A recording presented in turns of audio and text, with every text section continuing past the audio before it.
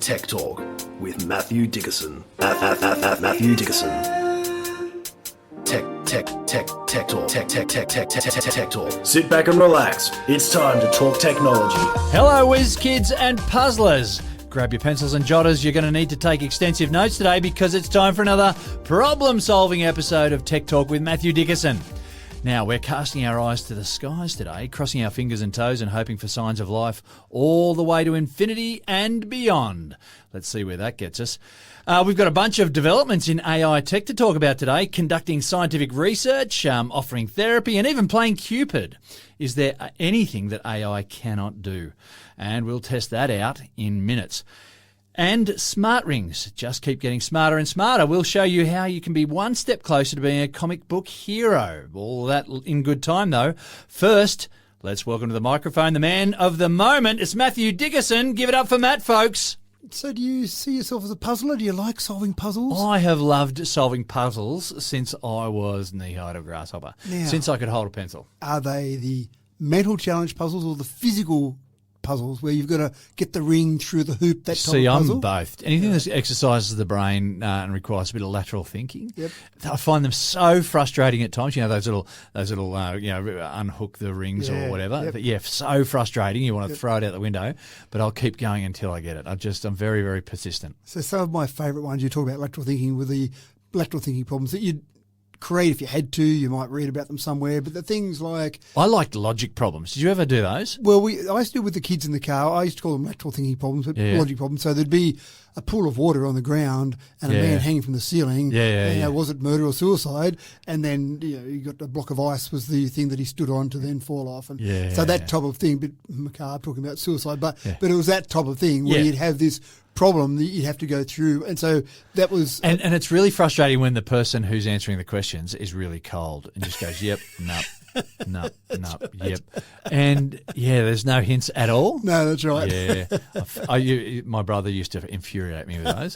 But they're good because you can make them up as well. When you'd run out of standard problems, you'd kind of make up something. Yeah. And actually, I remember I won a radio competition one time with that type of puzzle. I'm not sure if puzzle's the right word, but they do these little Sherlock Holmes quizzes in the morning. Yeah. And the trigger for this one was it was a particular model of vehicle that was a diesel engine, and the person giving his alibi talked about the fact that he had to stop because of a problem with the spark plugs. And so the solution was, of course, diesel's got no spark plugs. So, go Sherlock. That sort of little thing where you're just looking for some little bit of knowledge and just narrowing down. And the old Sherlock Holmes quote, which I'm going to get wrong, but basically eliminate the impossible, whatever's left, no matter how improbable, will be the answer. And so that sort of process, that problem solving. So I'm the same as you. I enjoy puzzles of a whole variety of different puzzles, which can be frustrating for people around you, I think, more than anything else.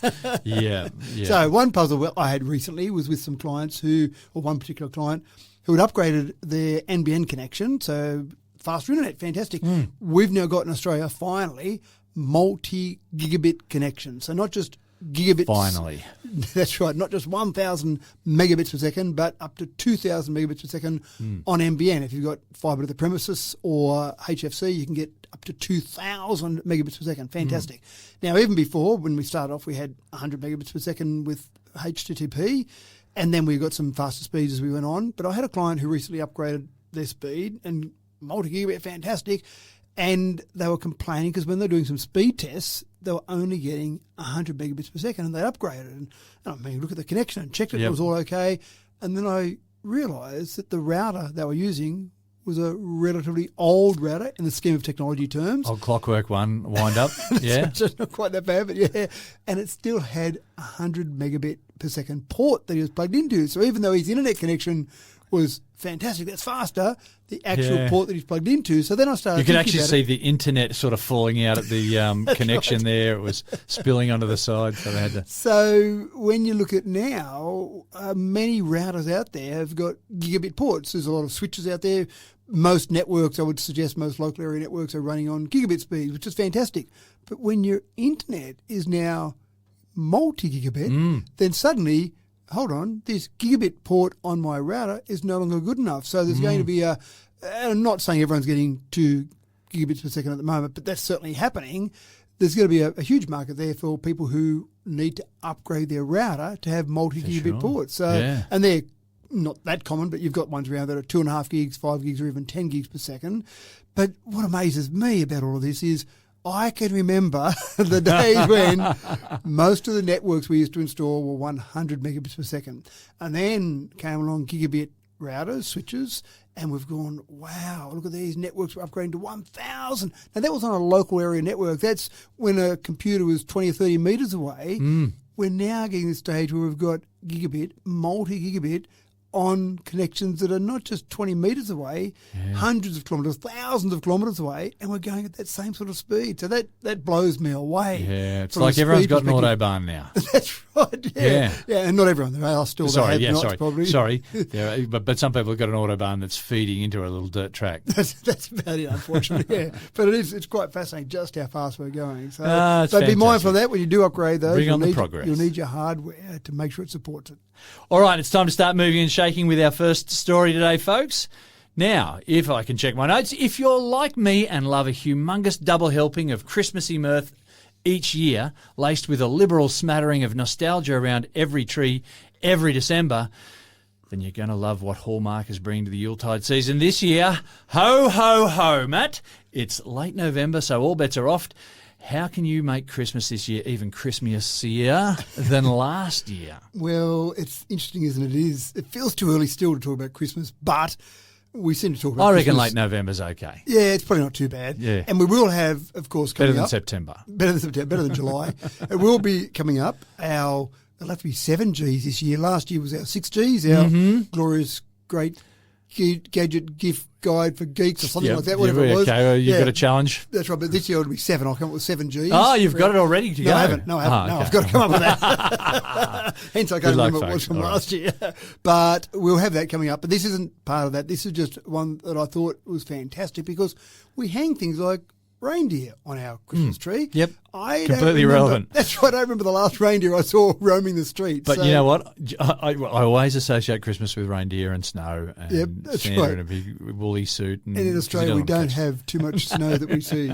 So Hallmark has said, reindeer, probably not that relevant. What could be more relevant? Well, the perfect thing, which is some retro technology. So for not too much money, you've got the ability now to go and buy some little ornaments for your Christmas tree of things like an Xbox 360 replica, obviously not a real one, little tiny rubber Fantastic. one, a miniature CRT monitor, and for those youngsters out there, CRT is the old monitors they used to be, not flat screen monitors. You've got things like Nintendo gaming consoles. You've got, if you're a big fan of Star Wars, you've got the Empire Strikes Back carbon freezing chamber hanging off your tree. Fantastic. Let the Wookiee win tabletop display you can have. You can have things from Terminator 2. You've got even Star Trek. You've got, actually, this one's a bit flashier. This is a bit dearer too. A Star Trek display that's got light and sound effects, but that jumps up a bit in price. That's $125, that one. Worth every cent. Probably right. I just like the idea that we're getting to the point of having something. I've actually thought about taking old floppy disks or some old video cassettes, just the small ones that you put in the cameras, not the large VHS ones, and hanging them from the tree just to say there's something hanging from the tree, but it's not reindeer hanging from the tree. So the Christmas purists are going to be crawling in their own skin right now. They're going to crawling out of their skin, I should say, about this. Possibly, yeah. But no, bring it on. I love, Christmas is an evolving tradition. And I have no idea off the top of my head why we decided that reindeer were important to Christmas rather than Xbox 360 replicas. So, Santa's sleigh was never towed by Xbox 360 replicas. True, that's probably a minor part of it. 360's original. But no, nevertheless, I'm all for it. I love my nostalgia and I love my Christmas. So to smush the two together, bring it on.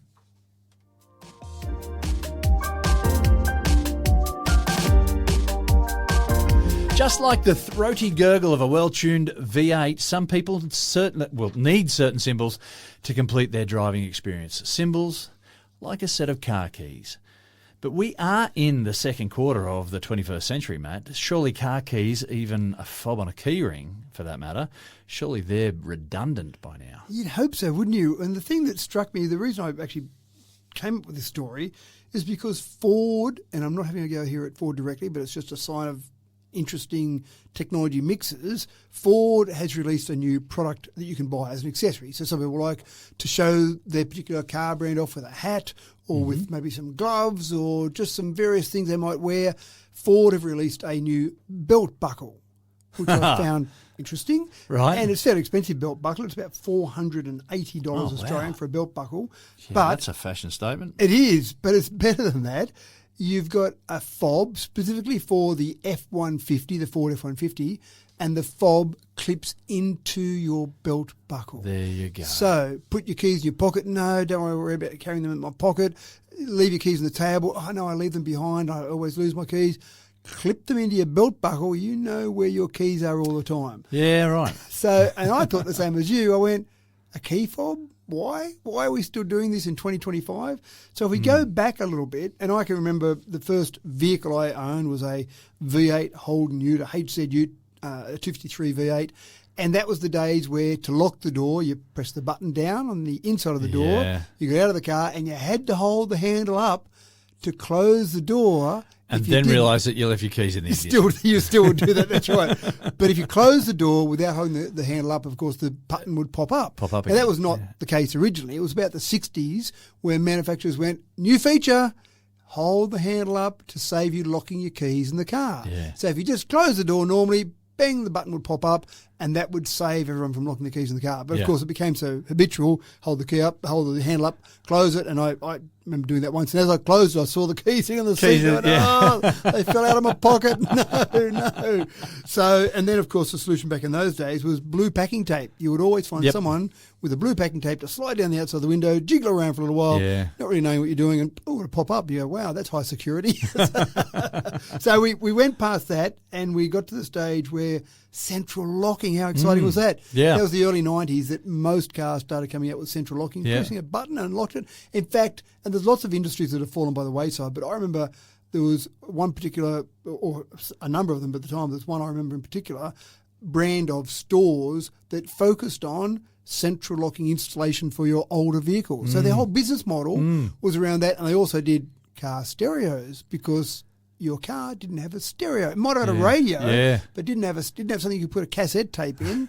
So that was their whole business, was basically car stereos and central locking. And gee, you wouldn't sell many of either of those right now. Yeah, I think, So- be out of business. That's right, you would be. So central locking was pretty cool. And then it was probably the late 90s, early 2000s where you got to the stage where you had the proximity key. So you basically left the key in your pocket, and as you walked up, you grabbed the handle, and it knew that the key was nearby. It would unlock, walk away, press the button on the handle, and away you'd go. So you think that's pretty cool. That's 25 or so years ago that we had that. Yep. And then I remember the first Tesla I got was 2017, and a key? What do you need a key for? Yeah. It's just an app on your phone. I went, oh, that's the go now. So how cool is that? And that's where some car manufacturers started bringing out their own apps like Tesla did. And so you can unlock the car from your app. You didn't have to be near the car because it was connected to the outside world. You could start the car. I'd actually let a friend pick up my car and drive it from somewhere that I was nowhere near him because I could unlock and start the car remotely for him to get in the car and drive it away. Fantastic. You could share access with your key, all these wonderful things from an app. And I went, this is the go now. Those keys are so yesterday. And then Apple jumped on board in 2020 and they made a big announcement at one of their, I think it was their developer conference, not their normal September conference launch, their developer conference launch, where they announced they'd done a collaboration with BMW as the first car company, and they've got the, get ready for it, car key. Is that the best they can come up with? This is Apple we're talking about here. Yeah. So they've got the concept they announced back 5 years ago where you could use your Apple Wallet for a car key. But surely it had to be called iKey or iCar key. But no, it was called car key. And so BMW, you bought one of those BMWs, you didn't need keys, you used the Apple Wallet. But that was 5 years ago. And we've seen a few companies jump on board with the car key concept from Apple. But you've got Kia, you've got Hyundai, Porsche is going to do it soon as well, but not a lot yet. And that was 5 years ago. Because people still need to have something they can hold in their hands that indicates that they are about to jump in a car and drive. I think there's a part of it is that, a part of it is you're almost a bit of a status. I own a car, or look at how flash my car is. Yeah. You sit the keys down in the restaurant you walk into, or you own a ABC, whatever the brand might be. So there's a bit of that, I think, as well. Some people will go, oh no, what about if my phone battery goes flat? But that's much less likely than losing your car keys. Yeah. And you Yeah. don't lose your phone very often, but it's much easier to find your phone if you do lose your phone. So the big issue at the moment, I think, is that you've got a couple of competing technologies. So you've got the manufacturers themselves, like Tesla, who have their own app, very sophisticated app, does a great job. Buy our car and you get this app and use the app. Yeah. So that's one sort of line of thinking. Then you've got some manufacturers who say, well, why are we going to reinvent the wheel? Apple have got their car key. Provided you've got an Apple phone, then you can have our car and our car key, the convenience of all of that. But then what about if I've got a Samsung phone? Yeah, we don't cater for you, sorry. So then you're excluding a bunch of people. Yeah. So that's tough. It becomes a little bit complicated. It does. And then you've got the best part is the Car Connectivity Consortium. Can you believe it? There is a consortium that's been created around the car connectivity, and they're trying to introduce universal standards so you can have a universal process to get in and out of your car with your smartphone. So if you haven't done it yet, if you haven't got a car that does it yet, there'll be a time in the very near future that you will do it. It's progressing, but just probably not as quick as I thought it would have. Well, I had a similar thing happen to me just this morning, actually. So our car last night had an update. Our EV had an update, and my phone hadn't taken on the update yet. So I was able to drive the car, and had done the update, must have been during the time that I was driving when I went to get back in the car, because when I went to get back in the car, it wouldn't recognise my phone at all. There was nothing I could do to get it to recognise my phone. So I've gone, I'm in a conundrum. Then I thought, oh, wait, I'll just call my wife. And, from 15 kilometres away, she was able to let me into the car, and, There you go. and off I went. Yeah. Fascinating. So for people who talk about some of the problems, and some people do like to talk about all the issues created, and there are issues created solves with everything. Yep. That's right, but technology solves those issues as well. Yeah, Being able to yeah. unlock it from remotely, it's fascinating. It's a good story.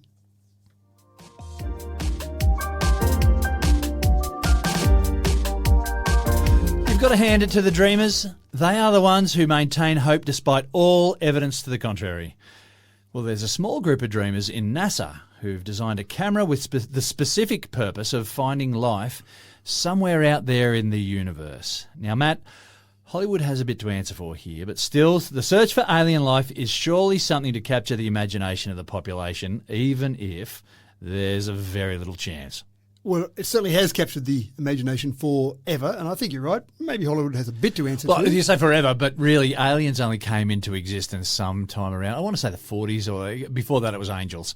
But anyway, let's go. But it's an interesting concept. If I'm living in the 1800s, do I look in the sky and go, I wonder if there's other people out there? Well, H.G. Wells wrote his book around 1870 about the invasion from Mars. Yeah, yep. And so people were aware that there might be something out there as we got more aware of the planets, but for a lot of people they were still just pinpricks of light on a black background, and that was Well, it. that's probably true too. So you're right, we've probably progressed it a lot for a whole range of different reasons, and we keep looking for different signs of life. And so we look out there, and I think it was Stephen Hawking who said that when you just look at the sheer numbers, when you look at the potentially billions of habitable planets that are out there in the universe, for us to go, nah, we're it, is maybe a bit egotistical, but never underestimate the power of ego. No, but that's it. But the thing that gets me is that, there might be other life out there, but what if it's just slime? What if it's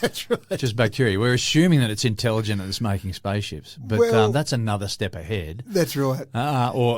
Many millions of steps ahead of being slime. But life can be so many things. It can be. And I think Hawking also talked about the fact that, do we really want to be reaching out there? Because if this other life out there that's intelligent is clever enough to go across millions of light years and reach us, do we really want to be there going, can we be friends, please? Because maybe they want to be friends. But then I'm from the Brian Cox school. It's just so improbable that we'd be able to touch base with them, even if we could see them, right? Or they could see us, to be able to then connect in a physical way.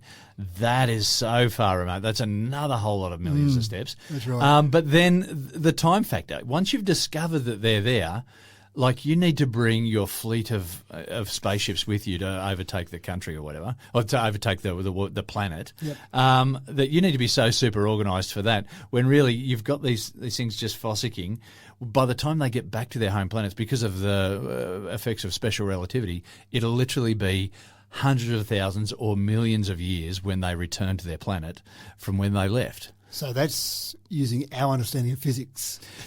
Yeah, our current understanding, but it'd be a stretch to get a new brand of physics beyond special relativity. Anyway, yeah. So there's a lot we don't know. Okay, all right. So, but NASA has got their Habitable Worlds Observatory, and they're working on the first telescope to specifically locate Earth-like planets, searching for signs of life. So this is a whole project. So we've got things like the Hubble telescope, the James Webb telescope, that are outside our atmosphere, so they're getting better images, but they're just looking for images of a whole range of things. You can use those to pick up images that are going to be better quality than we can get. This is the first time they're focusing specifically on just habitable planets. And the way they're doing that is using a pretty clever technology with a coronagraph that blocks the light from all those nasty little stars out there because they're so bright and distracting. They're basically overshadowing any planet. So this is looking for rocky planets near stars but blocking the light from the stars. And I looked at that and I went, how do you do that? How do you block the light from the star whilst looking for other things that are nearby that you probably need the light from the star to be able to actually see? So pretty clever technology. Now, it's not there yet. They're talking about this whole process being launched maybe 2040. So the planning, the construction, the work on this is happening now as we speak for the year 2040 when they finally launch this off into space somewhere. It'll probably be around a similar orbit. I think the James Webb's about 1.5 million kilometres away from Earth, so it'll probably be a similar orbit to that. Again, get out of our nasty little atmosphere, get out of our distractions here and get far enough away that you're getting these images. But it's something we're fascinated with, I think, at the moment, where we're still looking for these. But one of the things I find interesting, and I'd be interested to hear your take on this, is that we keep looking for this Goldilocks planet, the planet that's similar or some sort of structure out there that's similar to us with all the various things that we've got. We want to have liquid water or potential for that. We want a magnetic field. We want some sort of stable star nearby. We probably want a balanced day-night cycle. We want all these things that we understand for our carbon-based life to say, oh, there's a planet that's a Goldilocks planet that could have life on it. But are we missing the point here? We understand life as us, but you could have life based on ammonia or maybe a silicon-based life, or there are a whole range of other things that we may not understand that life may exist on planets that are nothing like our planet. So does that then give us a whole bunch of extra planets that we could be looking at? So what I see there is we've got an understanding that it's based on science, and then everything else is fanciful. So thank you, Hollywood, for putting this into our head. And you're right. Yeah, there absolutely could be other forms of life with other bases other than, so carbon has got, interestingly, it's got a valency of plus or minus 4, and so it can, make certain types of bonds that other atoms can't. So silicon is similar to that as well. So that's a possibility, definitely a possibility. But we have to go with what we know, and then everything outside of that is just dreaming. Until we come up and we find evidence for something else. But then, it's got to get intelligence. That intelligence has got to be better than ours to be able to find this new physics that you're talking about that we haven't discovered yet, that enables them to travel long distances without suffering the effects of special relativity. This is fanciful. I hear what you're saying. There's a whole bunch of leaps in there. Imagine if, That's right. and that's good. We've got to have these dreams. We've got to have these hopes because that's where big science moves have been made. Yeah. And I encourage that fully, but I'm not going to put all my money into that basket. No, I hear you. It's just I do wonder sometimes whether we're so focused on carbon-based life. Yep. We just use our current understanding and think that's all there is. So the question is, what are we actually looking for if we're not looking for that? We're just looking for anything. That's right. But one of the things that struck me at the time, I remember wasn't even in high school physics. It would have been, or probably was high school, but not year 12 physics. And the old plum pudding model of the atom. Yes. I often think about that. J.J. Thomson, thank you. That's right, yep. And what would that have been, 1880? That was 1896 that he came up with that, yeah. So that was, in 1896, the most advanced model of the atom as we understood it. And I remember our science teacher of the day talking about this, and some kids in the class laughed.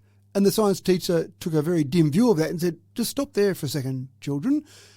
this was the accepted model of the atom in 1896. This was the most advanced thinking. The greatest minds of the planet said, this is what the atom looks like. You now, fast forward 100 years, can laugh and scoff at this silly model of the atom. Absolutely. But at the time, it was, wow, this is the model of the atom. So we have to be careful we don't use our current, and the teacher talked about then, our current knowledge to laugh at predecessors about their knowledge. Exactly. And maybe in 100 years' time, someone will look at us and go, what? They were all focused on a carbon-based life form. That's right, didn't understand about this, or they're all focused on light years and thinking the only way you could travel was this old-fashioned method of travel, but they didn't understand the wormhole or whatever else it might be. So carbon-based life form is focused around photosynthesis, right? And so thank you, cyanobacteria, from all those many billions of years ago that developed this carbon-based life form. But we also know that there's been chemosynthesis at the bottom of the ocean as well that has other sulfurous-based life forms as well. So, but those life forms haven't developed intelligence really of a meaningful way, and so they're sort of floating around the bottom of the ocean too. So it's possible. It is possible that we could find that. But again, water's the problem here. We need to make sure we're finding water. But then is there something that could be living in ammonia? You're right. There could be. But unless we can find stuff that we recognise as life, I think we're still just fanciful. And I think you're right. I suppose it's about that broad spectrum of what are we looking for out there. And is there something living on Venus that can withstand 450 degrees Celsius and, that's right. and concentrated sulfuric acid? There might be. They're hiding away from the rest of it because they're scared about, we've seen those Earthlings over there. We don't want them coming over and talking to us. So it's a fascinating concept. But we do spend a lot of time and a lot of money looking out there for something, and maybe we should just solve world hunger or something like that. Maybe. Yeah, Neil deGrasse Tyson makes a really important point. If we have trying to develop the technology to terraform Mars, why don't we just try and use all our thinking to fix what's happening here? Make Earth better. We've already got something that works here. Interesting.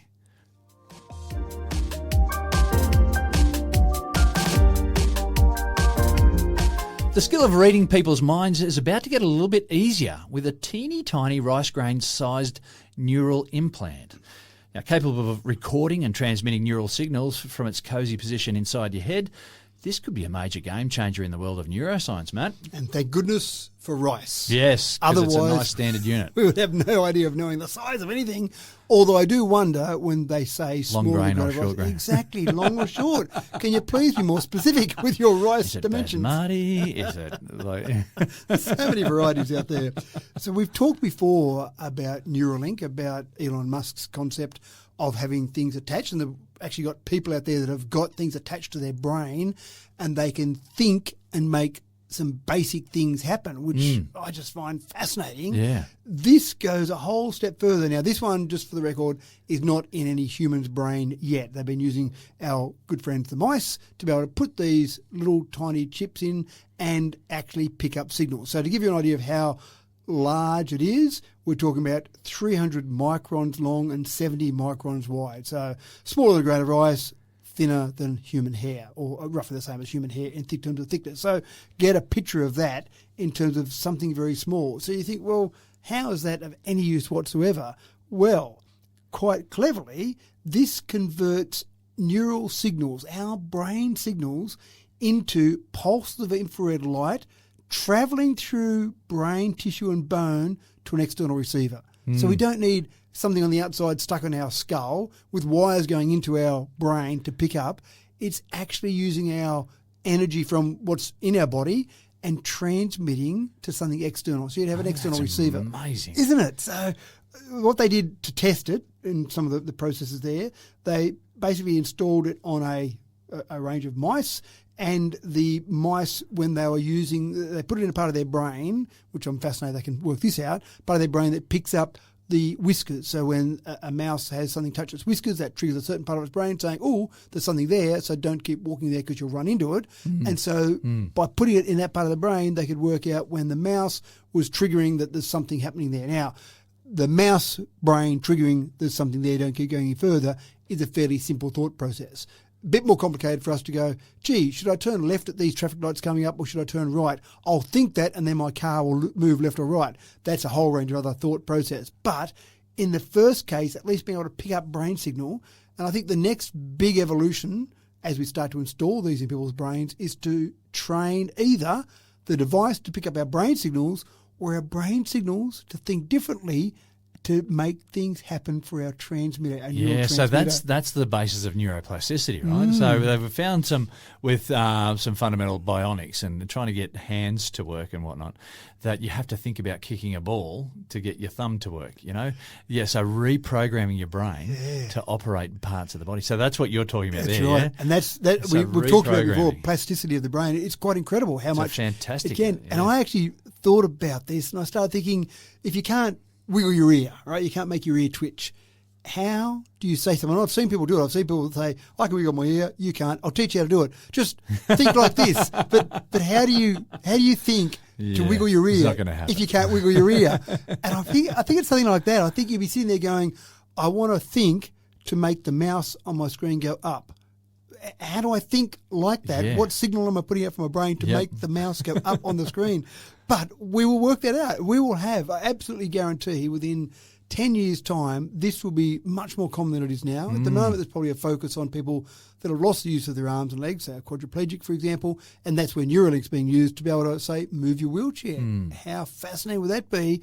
In the past, they've had to use a physical control. Maybe they've moved their chin forward and back on some sort of controller. Imagine thinking, go forward, and your wheelchair goes forward. The wheelchair becomes part of you. Imagine being in a car and thinking, yep, drive, keep going, stop going faster at 60 kilometres an hour. Wow, how fascinating is all that? But getting the accuracy, I think this is the real issue here, something that's that small, being able to pick up the different brain signals to the accuracy level that when I said go 60, I meant 60, not 160, for example, that type of thing. So anyway, this is happening. This is being installed in mice as we speak. It's called MOTE, the Microscale Optoelectronic Tetherless Electrode. You know that I think it's serious when there's an acronym there, so these guys are serious about it.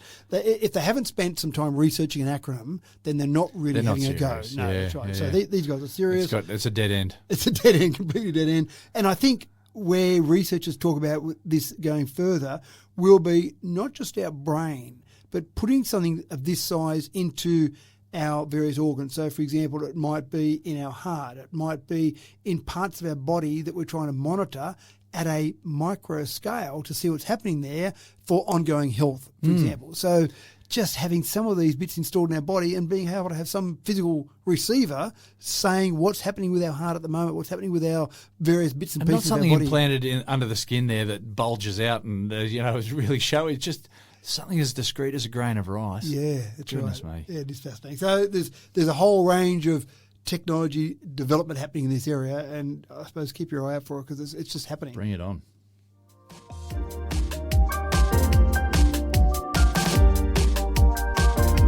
AI is certainly able to learn quickly. Processing large volumes of data is its bag, let's say. Well, one US firm has created an AI scientist, and they're claiming that this bot can take 6 months of work and condense it into just a few hours. Matt, scientific research used to be time-consuming labour, teasing out detail and unfolding abstract concepts. Is this AI bot about to make a mockery of all that? I don't know if it's making a mockery, but it's going to speed things up, I think. There's some people with concerns about it. They've called it Cosmos, and the first thing I thought of when I heard Cosmos was Cosmo Kramer from Seinfeld. Do you know what? I thought of Carl Sagan, but anyway, yeah. Well, I was thinking, I've watched a few Seinfeld episodes lately, but I thought Cosmo, hopefully it's not as erratic as Cosmo in terms of Kramer. But the idea of this is that, we've talked about it before, AI is really good at taking a big chunk of data and either learning from that data or pulling the salient points out of that data. So it's really good at getting that crunched down. And so what they've worked on with this particular tool, Cosmos, is they've said, give it all the literature associated with a particular topic, give it all the data that you've got, all the research, go and work through all that and see how you go. And the example they gave was essentially take, as you said, months and months of work into hours. So all that work you might do, if I'm a researcher, I'm going to read the literature, I'm going to look at the data sets, I'm looking for different trends in those data sets, I'm looking for where the data is showing me that things are happening, and I'm analysing all that, but then also using my human ingenuity, my human creativity. I'm coming up with hypotheses, all that, and I think that's where some scientists are worried about it falling down. It can analyse the data, it can show the trend. well, then let the human come in, and I think that's what they're talking about. They're not saying replace humans, but let the human come in and look at those trends, and then from that, look at where it's going. But I actually wonder, and I suppose I'm thinking more about myself here, when I'm writing I write technology columns each week, and when I'm writing that, I don't actually know where I'm going to go with it sometimes. We're going to finish. Until I do my research. And as I'm going through my research, that's fascinating. And then sometimes I go somewhere else and I jump somewhere else. And then I end up with my story and I go, that was not what I was really thinking about when I started until I actually started going down that process. If you just were presented with the final conclusion, in other words, AI did all the analysis and said, here's the conclusion, I wonder sometimes whether you'd miss some of those little steps along the way and you might not come up with some other hypotheses because of that. I think a big question is too, and this has become the big catch cry of recent years, is correlation and causation. Yeah. And can AI can definitely pick trends and patterns, and do they then make the link directly to causation? Because that's the mistake that a lot of people have made, is in seeing a trend, then attaching directly causation to it. And you're talking about things that are completely unrelated. So yeah, I look at a trend and I see that the temperature has sat above 28 degrees every day for the last month, and we've got an increase in car accidents. Were they totally unrelated? Yeah. Was there some link between those two? And so having a good scientist try and work out whether there was a linkage or whether it was just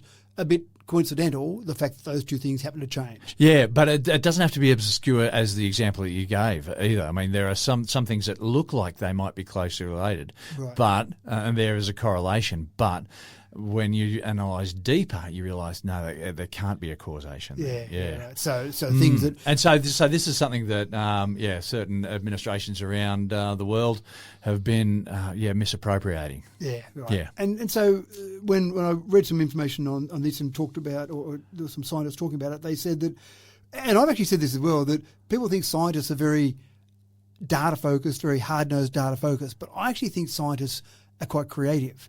Well, there's still a human element there. There is. And that's a really crucial thing. I think to remove the human element out of science is a dangerous mistake. Yeah. So where I'm fascinated to see where AI will go with this, because I think AI can be used absolutely to analyse data. Absolutely. Do you miss some of the steps along the way? Maybe. But maybe in that detailed analysis of data, you'll be able to crunch so much data with AI that you might pick up things that you couldn't possibly have done as a human, because we just can't ingest and remember that much information from a data set. We can look for those trends, we can look at where it's going, but we can't see all of that at once. And we've talked about this before with, say, cancer research, with doing breast scans.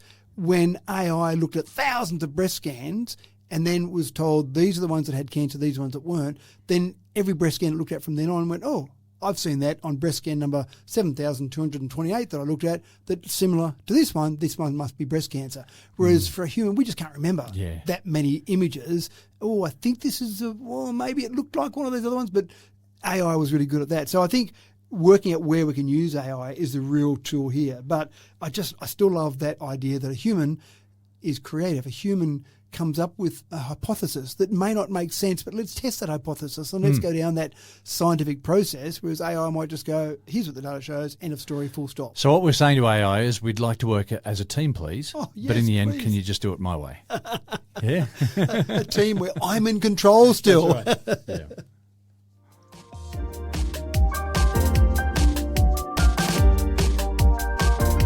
"25 years ago, experts were predicting an epidemic of mental health issues here in Australia, and it will surprise very few people that this prophecy has come true.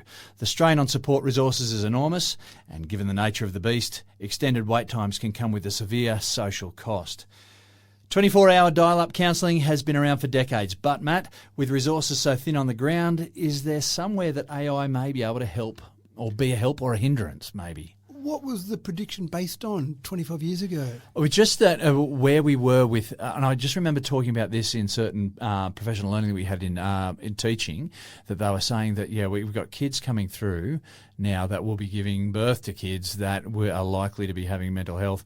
Just looking at patterns through the 80s and the 90s to see how things were growing and to look at pressures that were developing on people. Yep. We got pressures on us now that we didn't have 20 or 30 years ago. ago. And so, they come at a cost, and the cost is a lot of mental health. I've got to say that using phones and stuff like that, there's a lot that's been attached to that. Now, whether or not that was predicted 25 years ago, I don't know, but they were forecasting that there were going to be issues in the future. And I don't remember it from 25 years ago, but look, I think it's right. Now, what we're seeing today, it's easy for me to go back and say, oh, yes, 25 years ago, we could see this coming, but I don't remember that we were... Well, I just remember these PL sessions, and it just seemed very ominous that we were staring at this in the future and thinking, okay, well, we know it's coming. How can we better prepare for it? And I don't think we had any answers. We didn't have any answers. So one of the ways we're preparing for it, or one of the ways we're dealing with it now, not so much preparing for it, is using AI. A bit of a talk about AI today, but it is such a hot topic at the moment. And I found some examples where one particular person had some work-related PTSD, and they were working with a therapist, but sometimes that therapist wasn't available. If I'm feeling particularly the effects of PTSD at 3 o'clock in the morning, I'm probably unlikely to get my therapist. Now, I might be able to get some of those wonderful services like Lifeline out there, but that's not my specialist that knows me. That's someone generic, which I can still talk to and provide a great service, but it's not the same. Yeah, that familiarity, particularly with mental health, counts for so much. That's right. So there are some AI tools that are built already where people like that are turning to basically get some immediate help. Now, the thing that's fascinating about this is that when you talk to some of the psychology experts about this, they say one advantage that AI definitely has over humans is the ability to recall past client details. So we talked about that just a moment ago in terms of recall. So when you start talking to your AI psychologist, the AI psychologist can seem like they're very much in tune with you because they can say, yes, you've talked about this before, James. On a previous session, you talked about the fact that your big brother was mean to you in childhood. So whatever it might be. It's only some of the time, but when he was mean, he was really mean. Yeah, that's right. So the AI tool remembers that much better than any psychologist. And apparently that's a big issue that kind of ruptures a session when someone in the psychologist going through the notes can't remember the discussion that you had, because you want that person to know everything about you and remember all those details about you as your psychologist. You want to be focused on you and you only. So that's one thing that AI is good at. AI is good at around the clock, but trying to build empathy, that's tough. There's some people it's hard to build empathy with having empathy built in an AI tool, that's really tough. So building that true empathy, building that true understanding. And I'm not sure if I've told you the story, but one day I was actually having a conversation with ChatGPT and it said, oh, yes, we humans, blah, blah, blah. And I actually stopped and said, hold on a second, Chat. You just said we humans. You just throw yourself in that with us. That's it. And I was fascinated by that. In sheep's clothing. That's right, trying to invade us here. And Chat's explanation was, oh, well, I sometimes say that to make it feel more relatable. I went, sure, but you're not one of us. Don't go trying to put yourself in our bracket. Back your truck up. That's right. But it's very easy to be having that conversation and feel like you are having a conversation with someone. So what are the pitfalls, I suppose, and what are the advantages? I think the advantage is certainly around the clock, able to access it all the time, remember everything about me. But I think when you talk to all the experts, it's about a combination of. So sure, use your AI tool at times. Use your AI tool at 3 o'clock in the morning. You're probably not going to be able to get your therapist at that time, but still have those sessions with your therapist as you go down the path, because that's certainly that human understanding is something that we just haven't got to. Because synthesized empathy is just that. Yeah, that's right.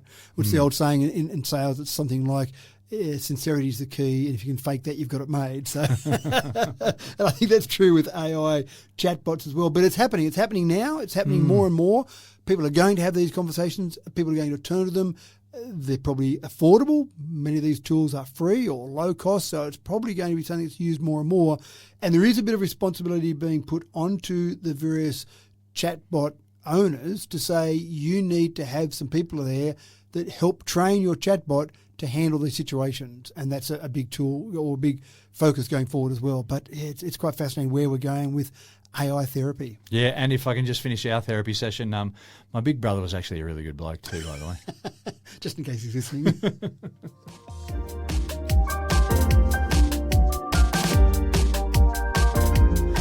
Midlife is a minefield.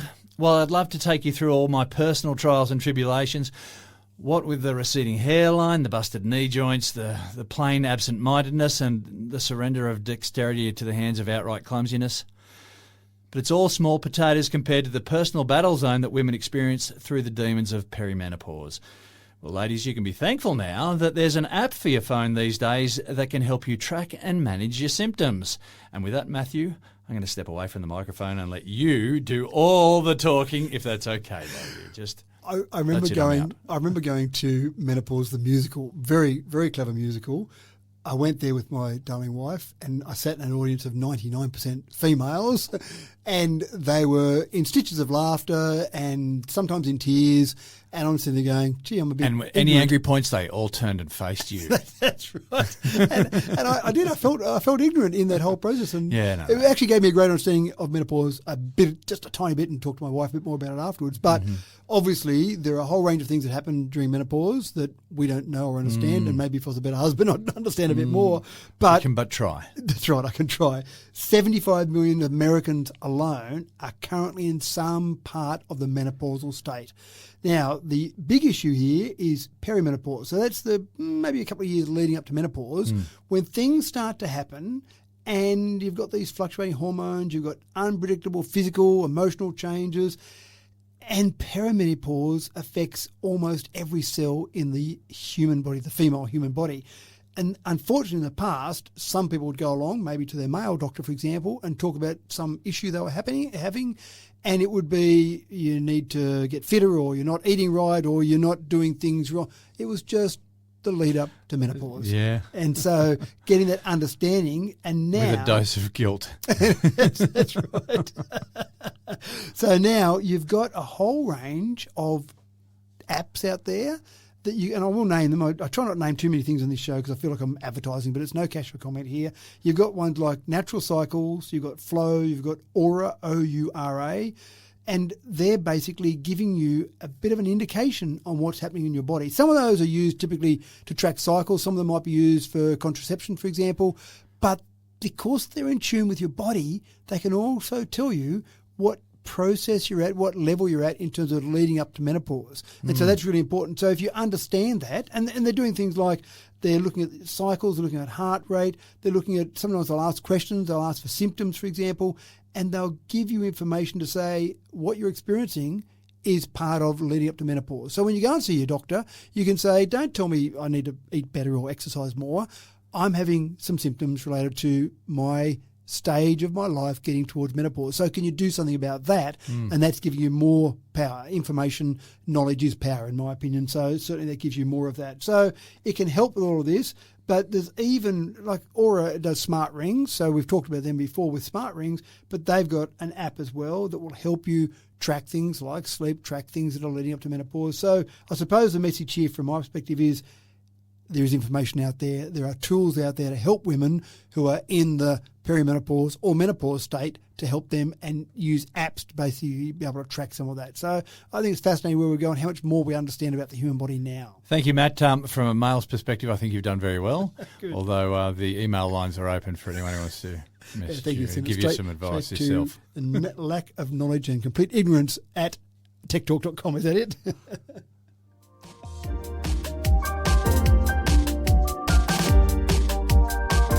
Now, online dating is a bit of a minefield, so I've heard. The lucky dip filled with time-wasting duds is a perilous place to find yourself when you're not even sure what you even want in a partner, or perhaps your expectations are so high that they require something otherworldly in a partner. Well, when your judgment fails you time and time again, perhaps it's time to let AI play Cupid. Matt, Dexter from Perfect Match rarely got it right. Is it okay to trust a robot with your love life 40 years later? Good old Dexter, you're going back now, aren't you? Yes. I'm not sure there was much science in Dexter, you know. No, there probably wasn't. If any at all. Yeah, there might have even a guy with those hand, that puppet there. That's right. Pretending it's a robot. And I think it probably worked better for the show if they weren't really the perfect match. I think it was just two randoms put together and see what happens after that. And then the awkward video footage we see of the date afterwards. That's right. When they went on a date, I think the more awkward the better. It's actually quite interesting. One of my children, I won't name them, has fun on Sundays after they've been out and had a fun night on Saturday night. They'll go on a Sunday and sit around the lounge room, just a few of them together, and they cast their phone to the TV and start flicking through their dating apps to find the people they might have spoken to the night before, and looking at those and saying, yeah, I met him and I talked to that one, and all the rest. That's a tough game, that is. Tough game. But I don't know they're actually serious about dating. Yeah. I just think they're having some amusement time on a Sunday after they've been out on a Saturday night. And they told me about that, and I went, that's terrible. That feels like you're just going through. You're setting people up to make fun of them. That's right. It felt like that. But this is the problem with dating apps, and you and I have talked about it before. We're of the age that we didn't ever experience dating apps. No. We went the old-fashioned way, where you met someone at the pub or in your workplace or whatever it might be, in the environment, the physical environment you lived in. But it does seem silly that we don't expose ourselves to a much greater band of people than just the people we physically interact with, because our soulmate might be out there. We just never met them at the pub one night. Yeah, but too much choice for mine is just too much choice. Sometimes it's easier. Well, I mean, I got lucky. But, hi, how you going, honey? I love you greatly. Yeah. You're saying pull out?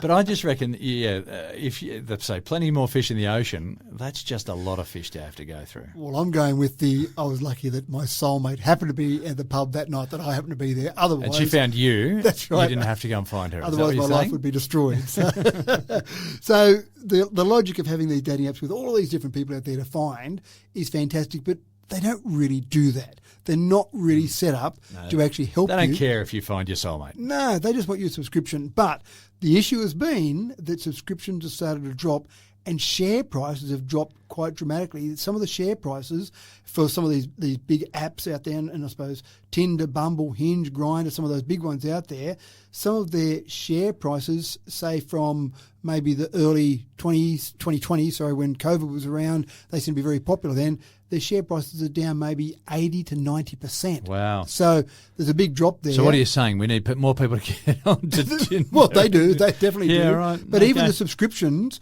have dropped just on a year-on-year basis over the last few years, have been dropping by maybe 5 to even 10% for some of these different apps. There used to be a lot more advertising. I remember hearing ads for some of these dating websites. You don't hear them anymore. No, and so there's obviously an issue there where it seemed to boom, and at the moment not so much.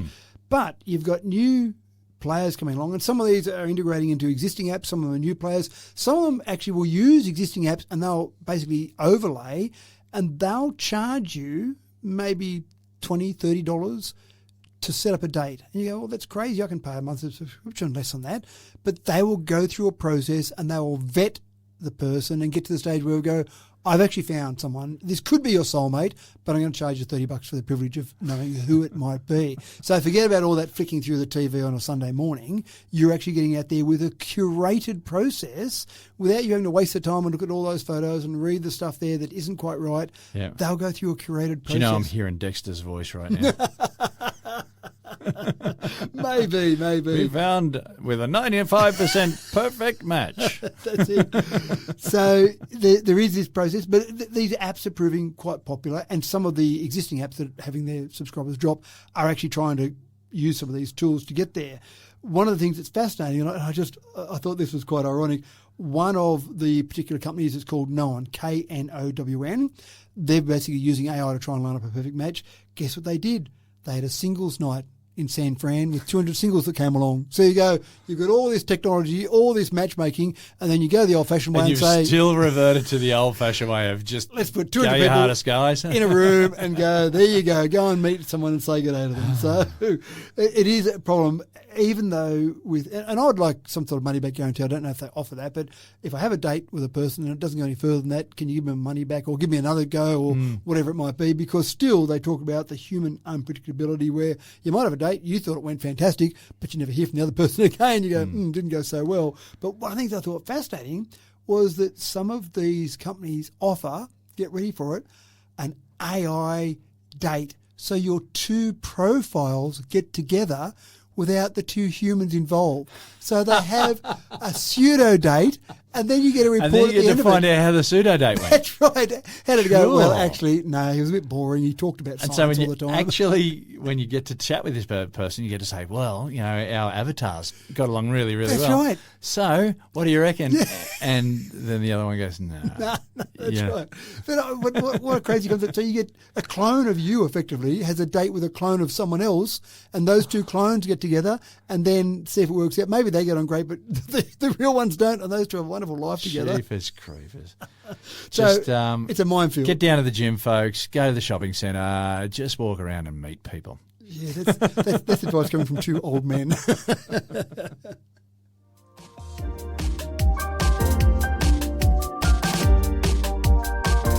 We've talked about smart rings before, but those designs were generally for measuring heart rates or capturing health bites and such.